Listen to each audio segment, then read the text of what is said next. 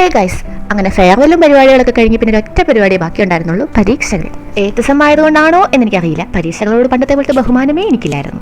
Engineering ലൈഫിലെ അവസാനത്തെ sem exam ആയതുകൊണ്ട് സെൻറ്റി അടിക്കണോ ഫസ്റ്റ് അടിക്കണോ എന്ന സംശയത്തിലാണ് ഞാൻ. റിസൾട്ട് വന്നപ്പോൾ സംശയം മാറി കിട്ടി. സപ്ലി അടിക്കാഞ്ഞത് ഭാഗ്യം. പിന്നെ സെക്കൻഡ് എക്സാം ഒക്കെ കഴിഞ്ഞ് എൻ്റെ സ്ഥിരം സഞ്ചാരിയായ ലിസ്റ്റ് കഴിഞ്ഞ് ഞങ്ങൾ അരുവിത്രപ്പള്ളി പെരുന്നാൾ കാണാൻ പോയി. വിശപ്പിൻ്റെ വേളി എക്സാം ഹാളിൽ വെച്ച് തന്നെ വന്നതുകൊണ്ട് ഞങ്ങൾ ആദ്യം ഫുഡ് കഴിക്കാനാണ് പ്ലാൻ ചെയ്തത്. അങ്ങനെ ഞങ്ങൾ പേട്ടയിൽ തന്നെയുള്ള താഴ്വാര റെസ്റ്റോ കഫേയിൽ വന്ന് ഫുഡ് ഓർഡർ ചെയ്തു. വൈകുന്നേരങ്ങളിൽ ഫ്രണ്ട്സൊക്കെ ആയിട്ട് വന്ന് വൈബ് അടിക്കാൻ പറ്റിയ ഒരു അടിപൊളി സ്ഥലമാണ് ഇത്. പിന്നെ ഞങ്ങൾ പോയത് നല്ല നട്ടുച്ചയ്ക്ക് വെയിലത്തായതുകൊണ്ട് വൈബ് ഒരു ഇത്തിരി കുറവായിരുന്നു. ഇതുവരെ ആരോടും പറയാത്തൊരു രഹസ്യമുണ്ട്, കേരളം അറിയാത്ത രഹസ്യം. അവൾ തലങ്ങും വിലങ്ങും അവളുടെ ശമ്പളം കൂട്ടിക്കൊണ്ടിരിക്കുകയാണ് ഗൈസ്. തള്ളവൈബാണെന്ന് ചില അസൂയാലുക്കൾ പറയുമെങ്കിലും ഞാനങ്ങനെ പറയില്ല, ജോലിയുള്ളവർക്ക് എന്തോ ആവാൽ. പിന്നെ ഞങ്ങൾ ഫുഡൊക്കെ കഴിച്ചാൽ നട്ടുച്ച വെയിലത്ത് പെരുന്നാളൊക്കെ കൂടാൻ പോയി അവിടെ ഇവിടെയൊക്കെ കറങ്ങി നടന്ന് ഞങ്ങൾ വീട്ടിൽ പോയി.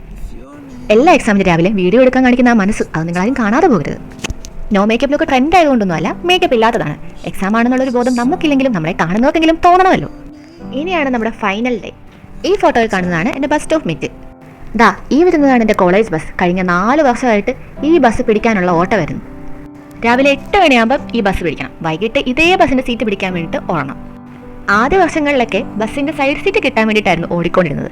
പിന്നീട് 4th ഇയർ ഒക്കെ ആയപ്പോൾ അത് ഭയങ്കരമായിട്ട് ഇമ്പ്രൂവ് ആയി, സീറ്റെങ്കിലും കിട്ടിയാൽ മതി എന്ന അവസ്ഥയിലേക്ക് എത്തി. ലാസ്റ്റ് ഡേ ആയതുകൊണ്ട് പഴയ ഓർമ്മകളെല്ലാം ഓർത്തെടുത്ത് കുറേ സെൻറ്റിയൊക്കെ അടിച്ച് ഞാനങ്ങിരുന്നു. എത്ര ഉറങ്ങിപ്പോയ ദിവസങ്ങൾ, പിന്നെ ഉറങ്ങിപ്പോയിട്ട് ഏതോ കാട്ടിലൊക്കെ പോയി ഇറങ്ങിയ ദിവസങ്ങൾ. അങ്ങനെ ഓരോന്നൊക്കെ ഓർത്തോത്തതേ കോളേജ് എത്തി. പരീക്ഷയാണെന്നൊക്കെ ആരോർക്കാൻ. പിന്നെ ബസ്സിലെ ചേട്ടനോട് യാത്രയൊക്കെ പറഞ്ഞ് ഞാനങ്ങ് ഇറങ്ങി.